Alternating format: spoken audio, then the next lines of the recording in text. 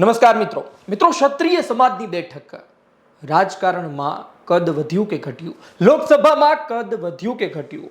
આમ તો આ બેઠક એક જ્ઞાતિ પૂરતી સીમિત હતી, પરંતુ વાત શું કરવામાં આવી, ભૂતકાળ કેમ યાદ કરવામાં આવ્યો, તમામ બાબતે વાત કરીશું આજના વિડીયોમાં. ગુરુદત્ત જયંતિ, તેમાં કરવામાં આવશે ઉજવણી ગધેથડ ઉપલેટાનું, અને વાત એ છે કે ગાયત્રી આશ્રમમાં મોટા પ્રમાણમાં લોકો ભેગા થયા હતા. આવનાર સમયમાં ઉજવણી કરવાની છે, તેના ભાગરૂપે મીટિંગનું આયોજન કરવામાં આવ્યું હતું, બેઠકનું આયોજન કરવામાં આવ્યું હતું, અને આ બેઠકમાં રાજવી પરિવારો પણ હાજર હતા. આ બેઠકમાં ક્ષત્રિય સમાજના રાજકીય આગેવાનો પણ હાજર હતા. એ પછી કોંગ્રેસ તરફથી ઇન્દ્ર વિજયસિંહ ગોહિલ હોય, કાર્યકારી પ્રમુખ ભારતીય જનતા પાર્ટી તરફથી ભૂપેન્દ્રસિંહ ચુડાસમા, પ્રદીપસિંહ જાડેજા, ગીતાબા જાડેજા, ધર્મેન્દ્રસિંહ જાડેજા હોય, આ સહિતના લોકો હાજર રહ્યા હતા. રાજવી પરિવારમાંથી રાજકોટના રાજવી પરિવારમાંથી માંધાતાસિંહ, જામ સાહેબના ઉત્તરાધિકારી તરીકે જે નિમાયા છે પૂર્વ ક્રિકેટર અજય જાડેજા, તેઓ પણ હાજર રહ્યા હતા. આ તમામની ઉપસ્થિતિમાં એક બાદ એક લોકો પોતે ભાષણ કરવા આવતા હતા, સમાજને એક સંદેશ આપવા માટે આવતા હતા.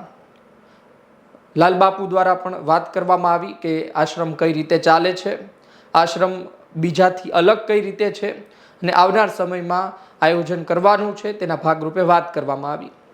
પરંતુ આ તમામ વચ્ચે ઇન્દ્ર વિજયસિંહ ગોહિલ, કોંગ્રેસના કાર્યકારી પ્રમુખ, જ્યારે બોલવા ઊભા થયા, સ્ટેજ પર ચડ્યા અને તેમણે પોતાના ભાષણની શરૂઆત કરી. શરૂઆતમાં તો બધું સામાન્ય લાગતું હતું, પરંતુ જેમ જેમ સમય ગયો તેમ તેમ રાજકીય રંગ તેમના ભાષણમાં આવ્યો. તેમણે ક્ષત્રિય સમાજને યાદ અપાવ્યું કે ભૂતકાળમાં ક્ષત્રિય સમાજની સ્થિતિ શું હતી અને આજની તારીખે શું છે. તેમણે ભૂતકાળનું એક આંદોલન પણ યાદ અપાવ્યું અને આજના સમયમાં ક્ષત્રિય સમાજની અંદર રહેલા દૂષણ વિશે વાત કરી. મૂળ વાત તો એ છે કે ઇન્દ્ર વિજયસિંહ ગોહિલે કહ્યું કે ક્ષત્રિય સમાજ રસ્તા પર નથી ઉતરતો, ક્ષત્રિય સમાજે ક્યારેય અનામત અલગ અલગ આંદોલન નથી કર્યા, પણ જ્યારે અસ્મિતાની વાત આવે છે ત્યારે આક્રોશ ક્ષત્રિય સમાજમાં જોવા મળે છે. અસ્મિતા સાથે જોડાયેલો અને લાગણીશીલ સમાજ ક્ષત્રિય સમાજ છે. અસ્મિતાની વાત કરી, એ વાત તે કરતા હતા કે જે થોડા મહિના પહેલાની છે. થોડા મહિના પહેલા ક્ષત્રિય સમાજ એક થયો હતો. સમાચારોમાં બસ એક જ વસ્તુ ચાલતી હતી અને તેની અસર લોકસભાની ચૂંટણીમાં પણ પડી અને એક બેઠક પણ ભારતીય જનતા પાર્ટી પાસેથી ગઈ. ક્ષત્રિય સમાજનું આંદોલન, પરસોત્તમ રૂપાલાનું નિવેદન, પરસોત્તમ રૂપાલાની એક ભૂલ અને ગામડે ગામડે, જિલ્લા જિલ્લામાં ક્ષત્રિય સમાજની બેઠકો અને વિરોધ પ્રદર્શન. રાજકોટ ખાતે 7 લાખ જેટલી સંખ્યામાં લોકો ભેગા થાય છે અને ક્ષત્રિય સમાજ હુંકાર કરે છે.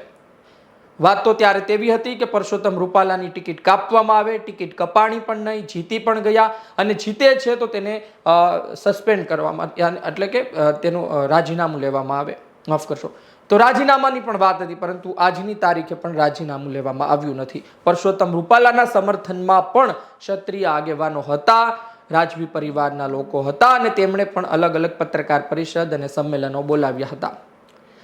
પરંતુ વાત એ લોકસભામાં ક્ષત્રિય સમાજના વર્ચસ્વની કરવી છે. એક સમય હતો, જે રીતે પોતાના ભાષણમાં ઇન્દ્ર વિજયસિંહ ગોહિલે કહ્યું કે એક સમય હતો કે જ્યારે 26 લોકસભા બેઠકમાં 12-13 લોકસભા બેઠક ક્ષત્રિય સમાજ પાસે હતી.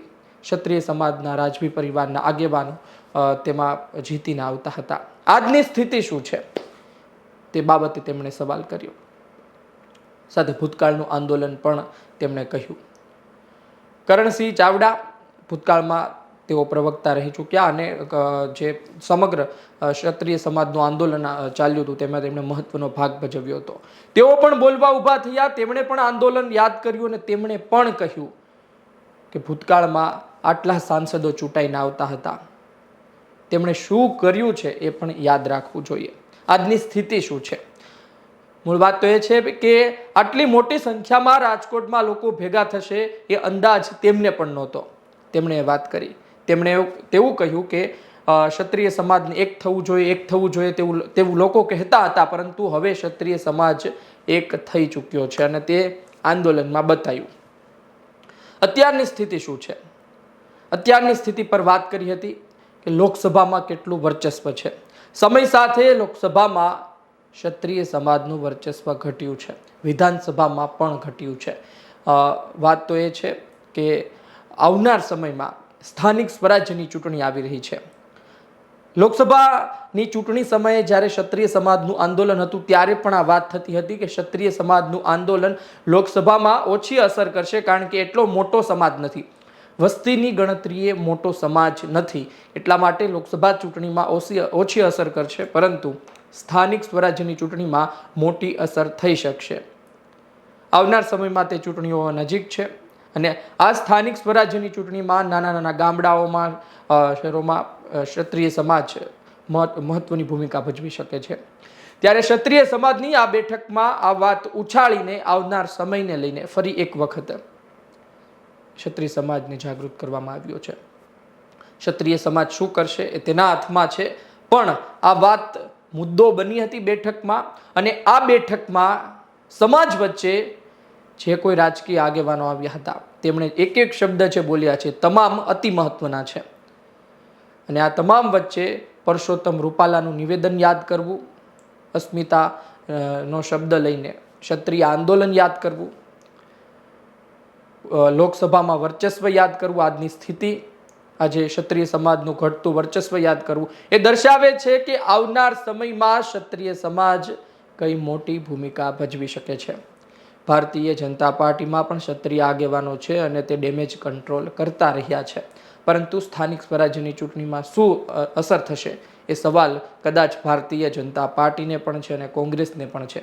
કોંગ્રેસને તે છે કે ફાયદો કેટલો થશે, ભારતીય જનતા પાર્ટીને તે છે કે નુકસાન કેટલું થશે. આ તમામ મંચે શંકરસિંહ વાઘેલાએ પોતાનો એક અલગ પક્ષ શરૂ કરી દીધો છે, મોરચો માંડી દીધો છે, અને પ્રજાશક્તિ ડેમોક્રેટિક પાર્ટી એ કેટલો લાભ લઈ શકે છે, કારણ કે પ્રજાશક્તિ ડેમોક્રેટિક પાર્ટીમાં પણ ક્ષત્રિય સમાજને મોટું પદ આપવામાં આવ્યું છે, મોટી ભૂમિકા છે, જેના પરિણામે તેના પર પણ નજર છે. આમ આદમી પાર્ટી શું કરે છે તેના પર પણ નજર છે. દક્ષિણમાં ચૈતર વસાવા ભીલ પ્રદેશને લઈને ખૂબ જ કામ કરી રહ્યા છે. બની શકે કે દક્ષિણમાં તે આમ આદમી પાર્ટીને થોડો ફાયદો થઈ શકે, પરંતુ ક્ષત્રિય સમાજ કઈ તરફ રહેશે તે સવાલ છે.